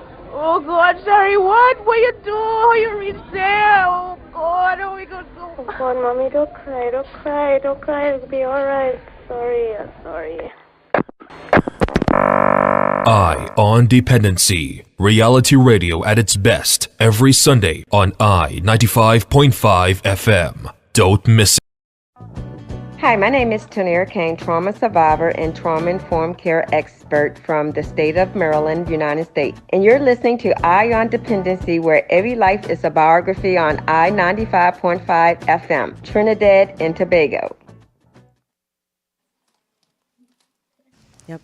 Thank you for staying with us. This is Eye on Dependency. We are talking menopause with Vaughnette, Nicola, Lisa, and Carol online. I want to just, before I go back to Carol and ask the next question to her, I just wanted to tell you a little story about incontinence. Now, I only discovered that women had a pelvic floor and there were exercises you could do to strengthen it when I started working with a menopause coach. There was one night I went to an event, a company event in Tacarigua. Leaving the event, I was saying to myself, I should really use the bathroom, but I'm not feeling to pee, so I just jump in the car and I drive, right? Drive was perfect. As I reach home, I park, take up all the things out of the car, walked into the door, and I'm sorry God not here because he's a witness to this. As I stepped in the door, whoosh. Yeah. I was like, but you didn't even give me a chance to even make it anywhere near to the toilet. And I did not feel the urge to pee. And I am standing there, half crying, half laughing. God is there laughing at me. He will say how he reacted. But I mean, these are things that, and can you imagine if that happens to somebody at work or when they're out? So now you leave the house, you have to use the bathroom just as you're leaving the door. Yes. Just because. Yeah, yes. just because. Just in case, Yeah. because you never don't know. And I was not a person who had this issue before a certain age. Can't do that anymore. No. And I mean, that expresses the importance of physical activity as well. There are exercises that you can do, not just the Kegels, but there are exercises that you can do to strengthen your pelvic floor. Auntie Carol, I don't know if you have had issues with incontinence, but I wanted to, if you have a story to share about that, please do. But if not, tell us about the menopause. Incontinence story. Yeah, go ahead. I've had 2 public episodes with incontinence, and the first time I was in a mall. It was around Christmas time. I was shopping, and I remember I was standing in quite a long line in a store, and I knew I wanted to go to the bathroom, but I thought, I'll get there. It's not a problem. So I was waiting in this line, and I started to feel like I really needed to go. So I said, you know what, I think I'm gonna have to leave this line. So I put down the items and I walked out of the store, and I was about 2 minutes walk to the bathroom. And when I got about halfway there, I knew I wasn't going to get there. But fortunately for me, I didn't have the whole rush in one go. It just started to quietly weave its way down my legs, and I'm walking like the sexiest woman in the world because I'm swiping my legs together whilst it's running down. And I'm just swiping and trying to like mop it up with my own legs, if you like, as it's running down. And by the time I got to the bathroom, I was swiping at my ankles, and it was over just as I got into the bathroom. And I've experienced that about 2 or 3 times out in public. Yep. But then I started to manage it by doing exactly what you said. You got to pee before you leave the house. I think I know every single public bathroom in the country. So I always know where I can find a bathroom. But I think the most important thing for me is that I always had a really bad habit of holding my pee. I've been doing that since I was a child. It was a really bad habit. muscles are probably Yes. Exactly. So now, the moment my brain registers that I even might want the bathroom, I will stop whatever I'm doing. If I've got to stop the car in the middle of traffic, I will stop what I'm doing and go to the bathroom and not wait. I think that is the biggest tip that I would give somebody who's dealing with incontinence is to never wait. The moment you feel you want to go to the bathroom, stop what you're doing and go and find one. Yes, absolutely. But you have, as we sort of start to wind down now, you have created a space called the Menopause Lounge. Tell us a little bit about that and your decision to move away a little bit from your social media presence and move it online. The thing I started to notice I've been creating content for 3 years online, but what I started to notice is that as time went on, women were becoming more and more open and wanted to share even more, which is a fantastic thing. But I found that I couldn't support them the way I wanted to within the comment section of social media. Right. There just wasn't enough space and time for me to be able to, because the kind of questions that I got answered and the kind of discussions that women were opening up, I was like, oh, I need to be outside the comment section. I can't do this here. So I started a Facebook group, but even that I found limiting in what I could do. And at the time, because this was 2021 when I started my Facebook group, and at the time there was a lot of distrust in Facebook, and women were skeptical about wanting to share on there. So I started thinking about ways that I could support women outside of social media. And it took a while. It took until 3 years later. And myself and 2 others, we found a platform that we could build exactly the way we wanted it, away from social media. Then we can have the conversations as long as we want to have them. We can discuss everything that we want to discuss with, as long as we want to discuss it. There's no limitations. I could bring in experts also, because obviously I'm not sitting here claiming to know everything. I can bring in people that can have conversations with the members as well, have live discussions, and really do the sharing and the supporting that I want to do. And the Menopause Lounge allows me to do that.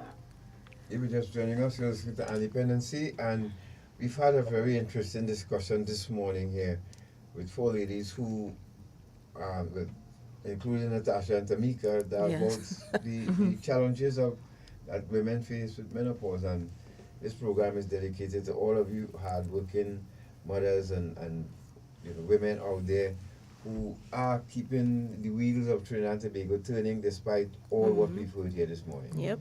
So we want to, again, thank you very much for, as Ms. Jodie Williams said, thank you for your service. Rolf Doyle said good morning to you all. Who's that? Rolf Doyle.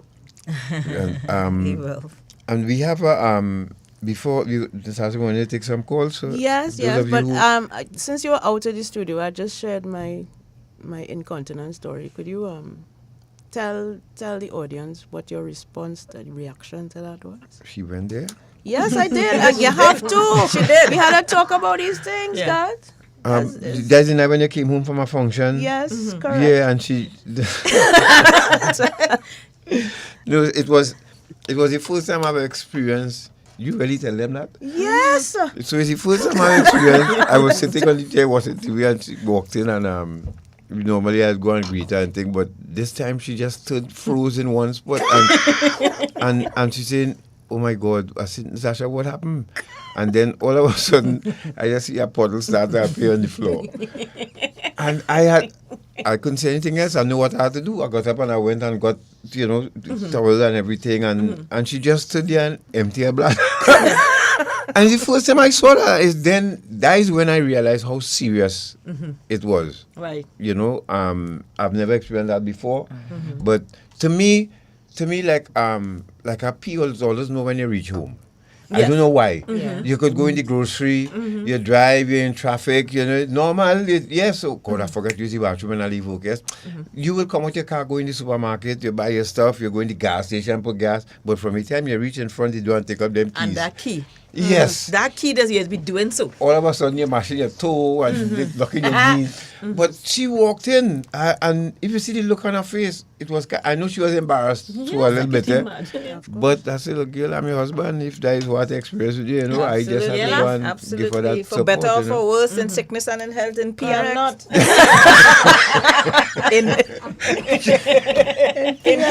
in P and no P. Yeah, but it was an eye-opening moment for me, and that is when I realized that this thing is really serious. I can't believe you tell them that. But it happens. I mean, and Auntie Carol told her own story as well. It happened to her in public. No, and now that never happened to me in public. But I mean, that must be very scary. Understand that, you know. and I see that, and I mean, control. That lack of control. Yes, really that affects your mental. That lack. And that is another even problem. I was talking to Zakia at that event on Friday night, and she was telling me, apart from the hot flashes that she was experiencing, this is a former boss of mine. She also had very heavy periods. So there were times when she was in a meeting and had to excuse herself because she was bleeding through her pads. That is another symptom. I had an experience in February gone. I was a little stressed out. A friend of mine had died, and I was stressed. And I had this show, soiree, and post soiree, as a matter of fact, the day before soiree, I started bleeding. Unusual. I would normally have like a 5-day period, you know, manageable. And this bleeding went on for about 2 weeks. Right. Wow. I'm talking about bleeding so heavy that it was the most frightening experience of my life. Of course, I had to go to my gynae. There was a little cancer scare there. I had to do a biopsy, wait on results, and nothing like that. Just bleeding through a pad. Listen, I'm talking about, I couldn't figure out how I was still alive with all that blood that I had lost. But it was an unusual kind of heavy bleeding. It's like you put a pad on now, and in the next 5 minutes, you have to change it. So many women dealing with that. So many women dealing with that. Now, I went to my gynae. I tell people that I have not opted for the hormone replacement as yet. We wanted to try some other things before. So I changed my diet. I started back exercising. I'm on this it's almost like a menopause vitamin called Natural. So I take one in the morning, one in the evening, not consistently, but it has really, I mean, that the entire change has really helped. So for the women who are not yet ready to try the hormone replacement therapy route, there are things that you could do. We just have to make up our minds to get it done. But we're dealing with a lot every day. So should fathers, should mothers sit with their sons and daughters and prepare them for this journey? Because nobody prepared me for Natasha walking through the door and I had to go and get things them up the people's door. Never was prepared for that. I don't know why. I don't know why in 2024 we still figuring out. There's no sex education in schools. Correct. There's no. I don't know why in 2024 when man going to the moon, where Bezos and them going to Mars, why we still trying to figure out how a woman's body works. And why is we still afraid to talk to teenagers about sex and what is going to happen and how you're going to feel. I cannot for the life of me understand why we are here at this point. Why we still here. We're still figuring out. That's where it had to start, God. As I say, you had to start with your sons and daughters in the home. Let the little ones know what is happening. Have a conversation. And of course the conversation with them will be different to the conversation that you will have with your menfolk. Absolutely. Yes. But even that is a must. That is a must. I thank God the men that are in my immediate circle and that kind of thing. My barber. The first time I spoke about this, on iron dependency. He was like, Nix, nah, I want more information about this. Because he wasn't 40 as yet. His wife just turned 40 this year. He said, but I want to be prepared. So that mature approach. Yes. I have conversations. I have clients, male clients. I tell them this is what is happening. And some of them don't. I guess the bond you have with, or the relationship you have with your significant other, for you to broach and to start that conversation, that's another story. But I think it is necessary that you be okay, be comfortable. Like you said, like your husband, you as a man, you do the research. So even if you cannot, I don't know why, can't be comfortable enough speaking to your lady about it, you know for yourself. Yeah. You know for yourself. Because my father never had this conversation with me, neither my mom. Yeah. I had to find out this through trial error. And Natasha, it has some time I can make a joke with her and she laugh. And then when I make a joke, the same, say similar thing, and she watch me and the way she respond, I know, okay. Yeah. That time, Hold your corner, God. Hold your corner. hold my corner. Yeah. You know, and Yeah. it's so I had to learn that as a married man, living with someone who is talented, who is intelligent, who work hard, and she had to push through all of these symptoms But you to, know to what, help me Garth? produce. You also have to want to know. Yeah. You have to want to know. And not dismiss. Yeah, you have to want to listen. You have to want to be part of that solution. You have to want to walk this road with your partner, and I'm talking both ways. And some people are just not particularly interested in it. You have to want to do it, because if you don't want to do it, it can have 750 articles on menopause, and you're just not going to read it. Yeah. So we're gonna take some calls now. 622-3937. just about If 5 you minutes wanna. before we do. I just want to make a public service announcement. Please, for those of you who have another problem that you're dealing with and you need some help, this is from Gamblers Anonymous. We have one in Trinidad now. So, and they put out a release saying, do you borrow money to finance gambling? Is your life a nightmare from the downhill spiral of compulsive gambling? Then Gamblers Anonymous helps people worldwide who have gambling problems to return to a normal, happy lives. There are no dues or fees for membership, only the desire to stop gambling. In Gamblers Anonymous, compulsive gambling is treated as an illness, not a malicious vice. Problem gamblers could not stop themselves and have found the necessary strength through Gamblers Anonymous Fellowship. This self-destructive addiction is a progressive illness. Excuse me.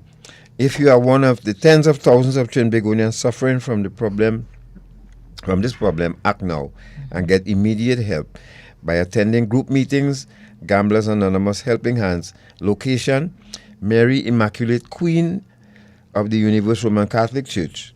Address, Sun Valley Road, Lower Santa Cruz, and starting from November 5th, from 6:30 to 8. Now, if you want further information, please call 362-2550 or 776-0417. That's 362-2550. 776-0417. Anyone with a problem or knows someone with this disease, you're welcome. That's our progress service announcement for today. We have a call. Hello, good morning. Morning. Hello. Good morning, guys. Sorry about that, and Natasha and the group you got there. If all the thing that is only open to women, that you in the state know when you reach the house, you fixing your car and your hand dirty and black and everything, you're doing everything good. Get up and come from below the car and go inside or to put your hand in your pocket, you see how you want the pee and your hand black and dirty. It happens with everybody, the human being thing, but the only thing, one is menopause and one is andropause, I think it is. It is the same thing. It happens to men who say, go inside the house all the time, you're good and comfortable, or you're about to put it in your pocket to open it and you know you can't find the key at all, or you can't find the key to put in that lock, and that pee coming down on you. If you know for your own self, don't try to hold nothing. Let it go. You understand? Let it go. Yes, so Manu. God have a nice Very one. much. And you and the people out there have a nice day, and just remember all this. take care of the children. Thank you. Yeah, my brother. Have a nice 6223937. Good morning. Hello, good morning. Morning. Hello, good morning. Go ahead. Good morning, everyone. I have listening attentively, and I am thinking, I'm 72 years of age, and on the 6th of this month, I have started having these headaches, sweating, insomnia, and even the air ringing, where like Thursday, I had to put olive oil in my ear, dizziness, and I'm saying, I'm 72. What is happening to me? I did blood tests, everything came back good. But listening to this, I have all the symptoms of what menopause should be.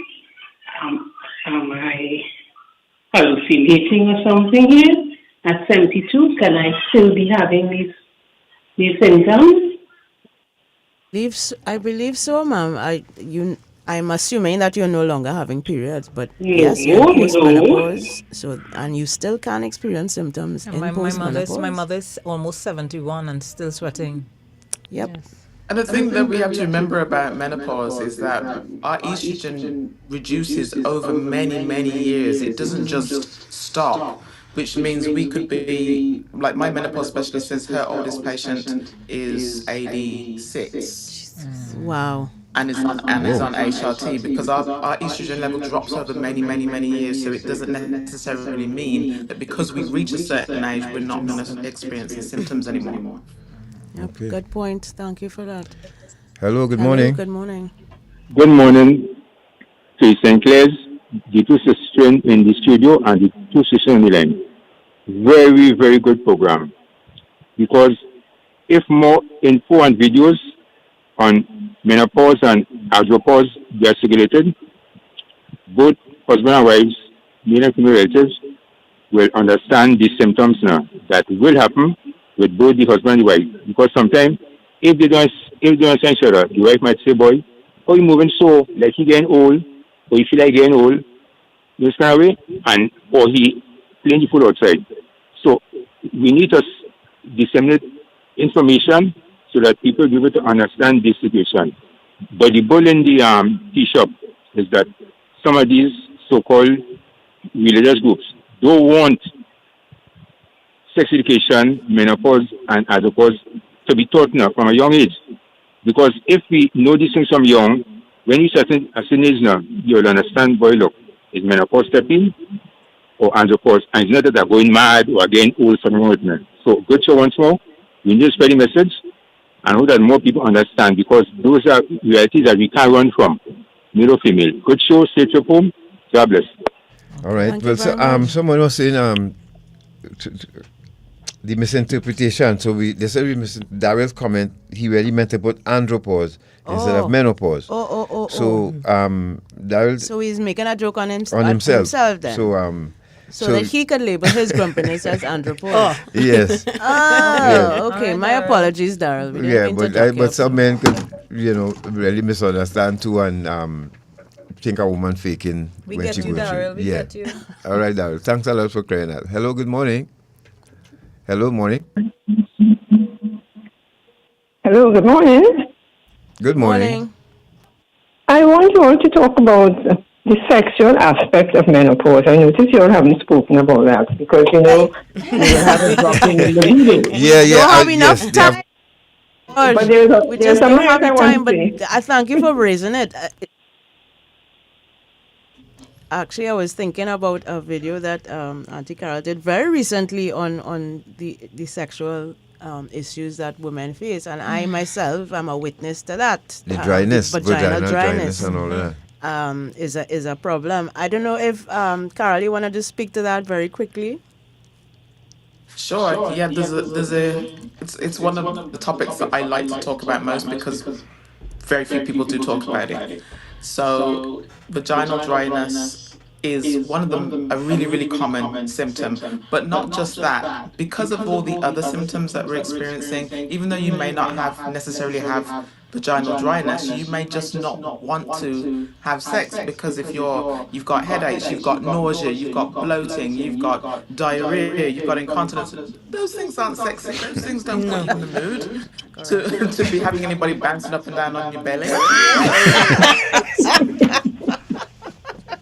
But you know, if I can add something here, because I went through menopause when I was in my 30s. And because I was so young, we just my lost doctor... you there, Carol. We lost your audio for some reason. Oh, you're hearing me? Oh, hearing you now. Yes. Okay. Yeah, so it is very common, but it's one of those things that you really, if you're in a relationship, you really have to deal with your partner. Yep. It's really not something that you should, just one person should be trying to deal with. You have to get both people understanding that this is something that you're going to have to look to manage together through a lot of communication. There's also medication like vaginal estrogen that can be taken as well, that can help with all the atrophy that can happen in the vagina. But I do think conversation and communication is really, really important when you're struggling with problems during with your libido and your sex drive. Let your partner know, understand what is happening to you, sit them down, explain everything that is happening to you and how you really feel about it. Let them do the same and look to find ways to be intimate with one another without necessarily thinking that you have to have sex all the time, and try to find that closeness which may bring you back to wanting to actually have sex. Right. So we have using lubricants. Always use a lubricant. Lubes, yes, lube it up. So we have 2 minutes before noon. Kyle is going to come in here just now with the news. So we're going to ask Lisa. Lisa, you have 30 seconds. Can you give your final closing comments, please? Thanks.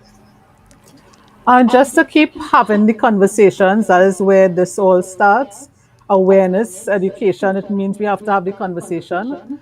So I'm a dietitian and coach for menopausal women, and I'm in the Caribbean, so I understand the uniqueness of our people. And what I'll do is I will leave my contact information in the comment section so that you all can get in touch with me if need be. But great conversation, ladies. Yes. And Yes. Thank Nicola? you very much. Yes, most definitely.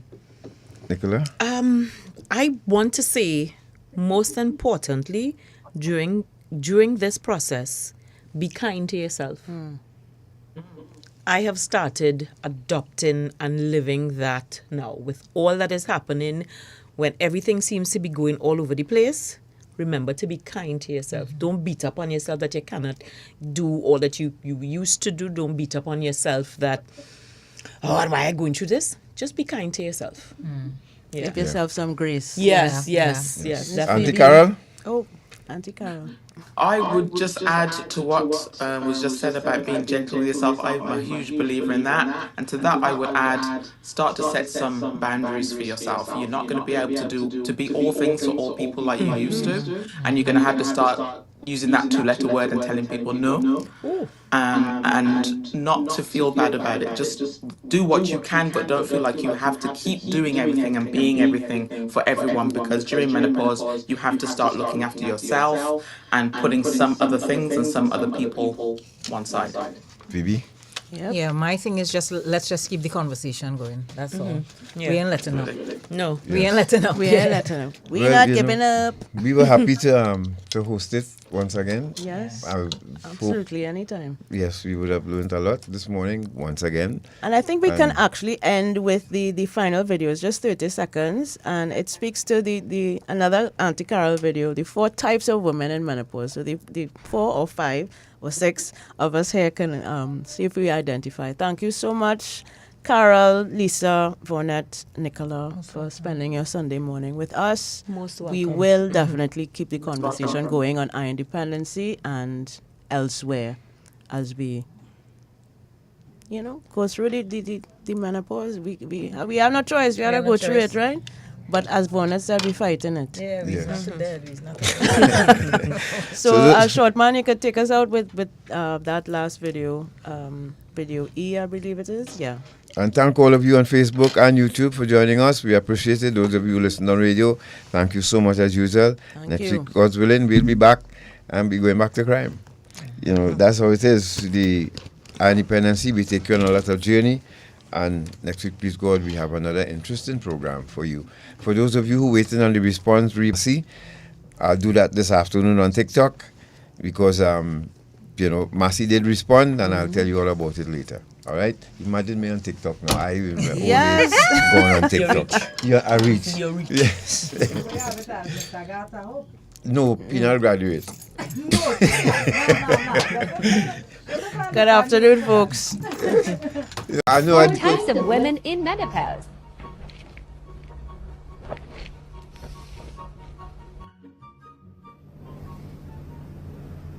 What?